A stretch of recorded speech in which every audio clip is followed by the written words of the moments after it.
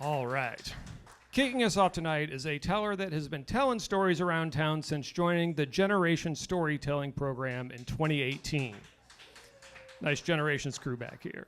She has recently appeared as Frau Blucher in the musical Young Frankenstein, and in March... All right. Oh, you're going to be fun tonight.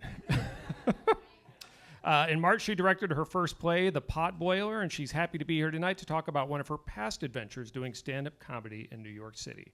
Please welcome the amazing Judy Parker. All right.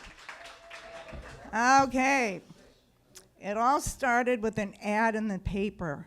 Stand-up comedy classes, 6 weeks, $180. Oh, $180, I can swing that. But I knew that my whole life has led me up to this point. See, I grew up in a household, we watched comedians all the time, and I would watch my dad. My dad was very funny. He'd be with his friends, he'd be laughing, they'd be laughing, and I learned at an early age, it's a good thing to make people laugh.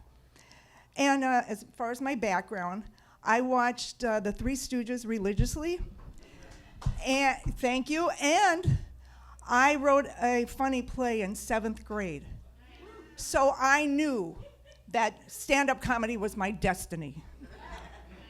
Okay, now, I took the classes. I was 40. I know, it's just a year ago. No, but the reason why is because I was so shy. I didn't start performing, acting in plays until I was like 30. So now, at 40 years old, my time had come.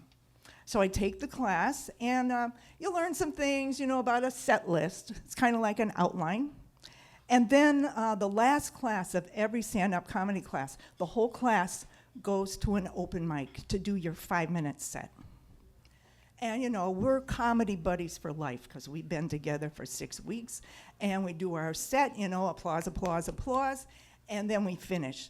The teacher, he's like, see, you all did it, so now you're experienced, now it's up to you.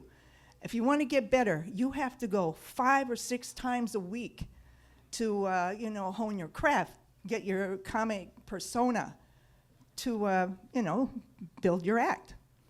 And just so happens, he said, there's an open mic in a couple days at New York Comedy Club. So everybody, all my comedy friends for life, they're like, oh yeah, I'll be there, definitely be there. So Monday comes, and I'm the only one that shows up. And I did stand up for like 9 years in New York City, and I never saw any of those guys ever again.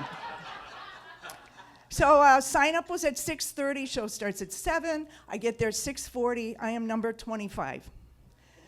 So there were so many people doing stand-up in the 90s, so number 25 meant that I would be doing my 5-minute set in 3 hours. So it's a lot of waiting around, and so I actually had to listen to people. Now I'm in my 40s, and my comedy was about my life, maybe growing up, relatives, my jobs, and things like that. But the 20-somethings, now the women, well, I just say girl, they're really girls to me, but maybe their whole 5-minute set was them talking about their vagina.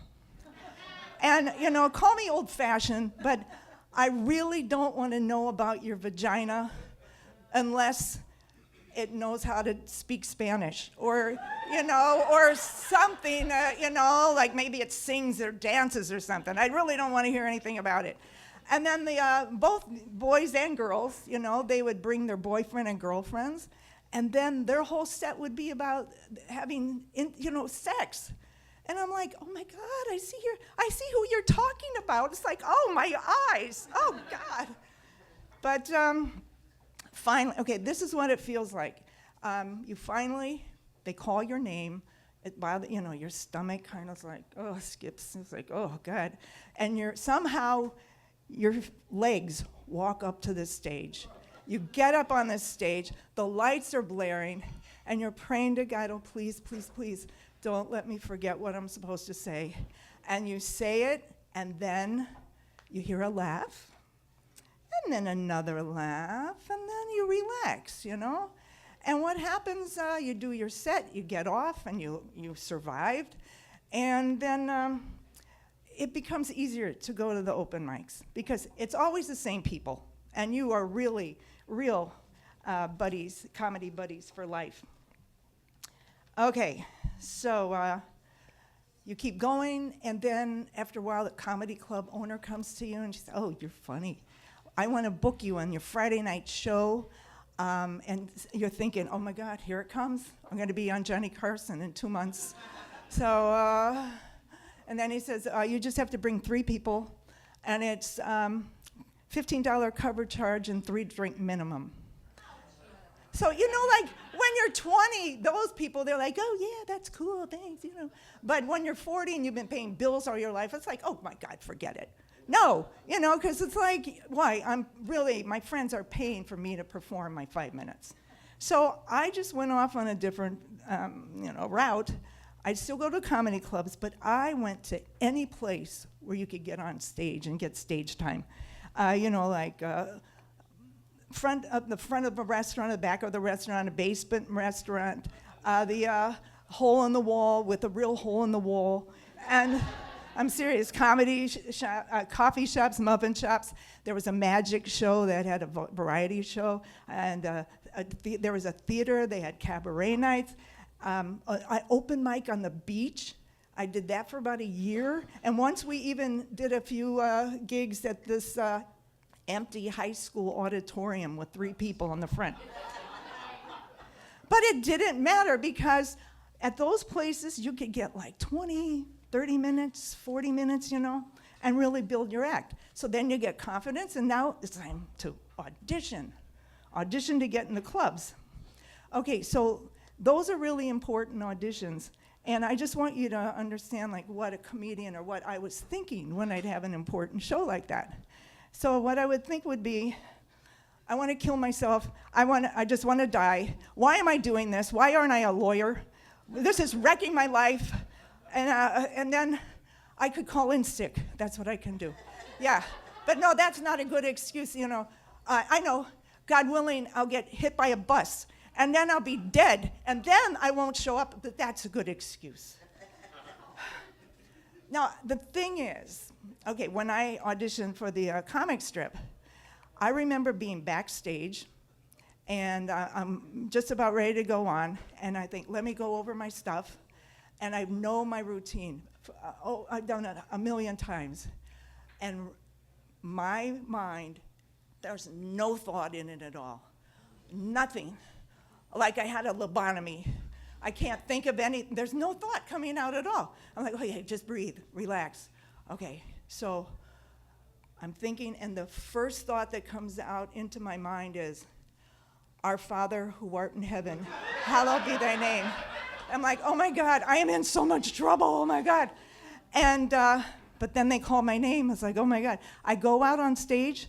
As soon as I hit the stage, it's all over. It's the waiting.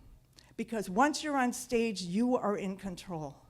But the waiting is excruciating. I'm not kidding. Okay, so, I did that one already. So I got in the Comedy Cellar, and every week there would be a hotline. I'd call for my spot, and it would be Judy Parker, 1:40 a.m. Like, yes, I'm in showbiz, you know? But the thing I want you to know is it was the business part that was ugly. But when you were doing stand-up and the crowd is laughing and they're with you, and you're on the same wavelength, you can feel their energy, and you can feel all your energy and your whole body just flying through you, and every pore is open. So that's what makes doing stand-up worth it, because you are so alive. Yeah.